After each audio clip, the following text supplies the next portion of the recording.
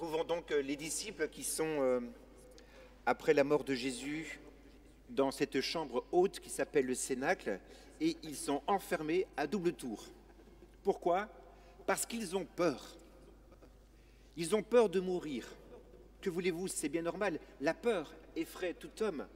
Mais ce qui fait encore plus peur, c'est la manière de mourir. Et comme les disciples ont vu comment Jésus est mort, ils pensent que ça peut être aussi, ils peuvent subir le même sort. Et donc ils sont terrorisés. En vérité, dans l'esprit des apôtres, c'est le trouble, tout est confus.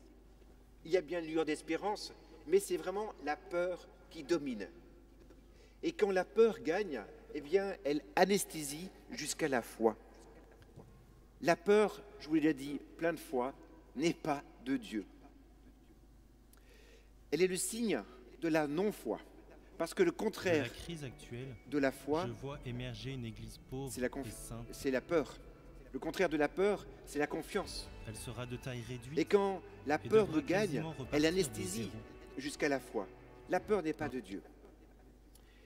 On voit bien ça dans notre vie. De la crise Trop actuelle, souvent nous avons peur. je vois Nous sommes émerger une tellement église remplis de pauvre peur. et sainte. Nous avons peur et donc nous perdons Elle la sera foi. de taille réduite et devra Et quasiment voilà repartir pourquoi de zéro. c'est la première parole de Jésus Cela à ses va la disciples, rendre la humble. paix soit avec vous. Vous l'avez entendu dans cet évangile 3 fois, il redira, la paix soit avec vous.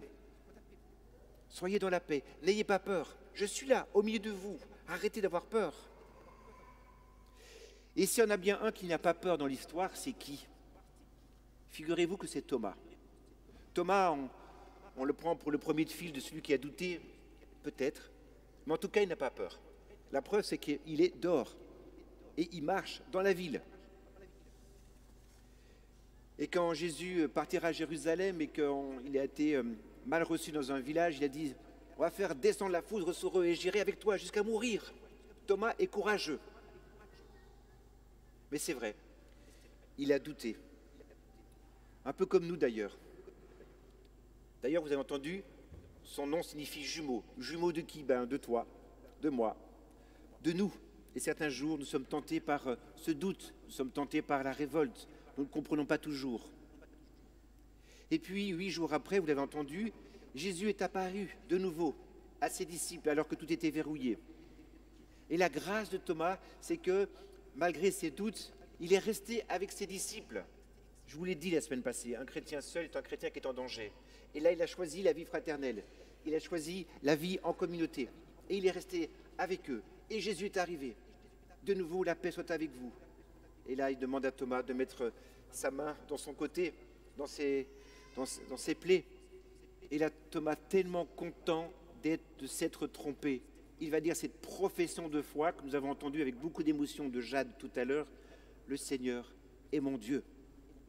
Je crois que tu es là, c'est bien toi, Seigneur. Elle est belle, cette confession de foi, toute pauvre, toute humble. Donc la peur des disciples, le doute de Thomas nous pousse à cette question. Comment avancer dans la foi quand nous avons peur? Comment avancer quand la foi est là, que nous doutons que c'est difficile dans notre vie, dans mes études, dans mon couple, dans ma famille, dans une relation, dans une paroisse? Comment je fais quand c'est si difficile? Comment je fais pour surmonter ces difficultés? Et aujourd'hui, nous entendons que c'est les dimanches de la miséricorde. C'est-à-dire que ce n'est pas pour rien que ça a été choisi ce dimanche de la miséricorde pour bien montrer que Jésus n'a fait aucun reproche à ses disciples. Il n'a pas dit « Pierre, Judas, vous là, vous pouvez tous quitter. Aucun reproche, juste la paix soit avec vous. Je vous aime. Je continue à vous aimer même si vous êtes des pécheurs. Et je vais vous donner mon pardon. Et je vais vous donner la force qui va aller contre votre peur, c'est l'Esprit Saint. Allez, courage, je suis avec vous. Je sais que c'est difficile pour toi dans ta vie, je suis avec toi. Nous dit le Seigneur.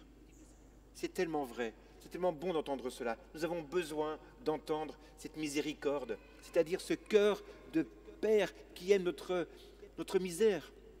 Ce que nous aimons chez les autres, c'est souvent ce qu'il y a de bon en eux. Ah, telle qualité, telle... Ah, il fait bien ça, j'aime ça. Mais Dieu, étonnamment, ce qu'il aime chez nous, c'est d'abord notre pauvreté.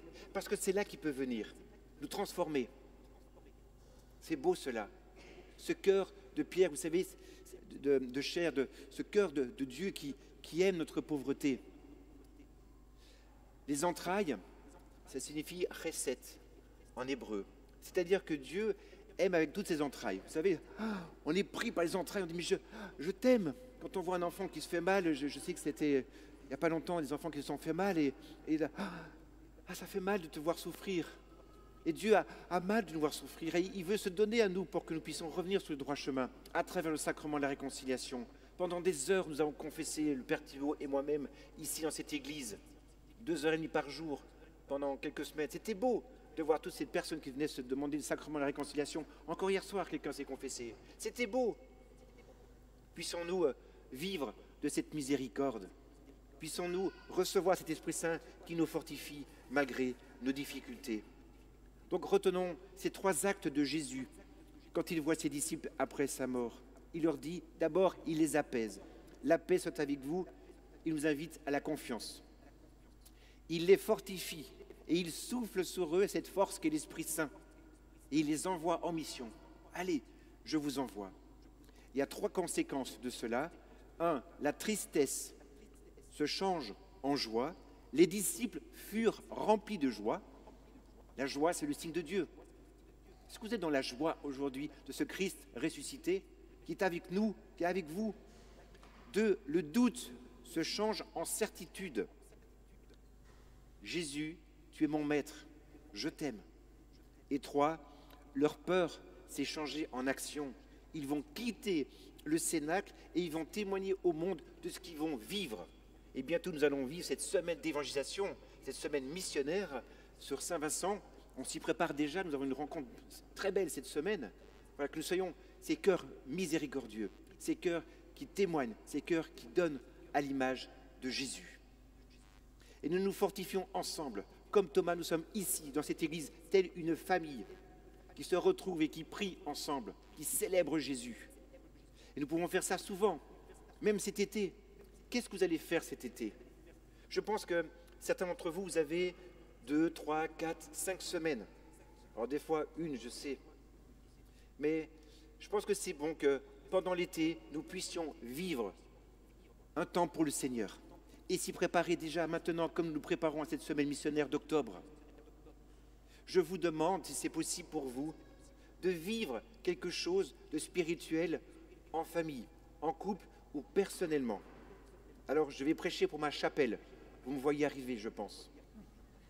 Je voudrais vous proposer cette magnifique proposition qui est BTC, Be the Church, c'est-à-dire soit l'Église. Viens dans cette Église, faisons un festival des paroisses où nous retrouvons une semaine en famille, où on va célébrer Jésus, on va écouter des enseignements, on va vivre cette vie fraternelle, on va se nourrir. Et je vous assure que vivre cette semaine ensemble, l'été, c'est magnifique. Ça nous fait du bien. Vous savez, les scouts, j'en vois ici, je sais que certains sont là parmi des scouts, et c'est quand même beau de vivre un camp l'été. C'est ça qui fonde beaucoup de choses, on se prépare à ce camp d'été. Est-ce qu'on ne pourrait pas se préparer aussi en paroisse à vivre ce beau moment de BTC? Il y a 2 semaines qui sont prévues, la dernière semaine de juillet et la première semaine d'août, à l'Abbaye des Dombes, un endroit qui est très beau. Tout est préparé pour nous.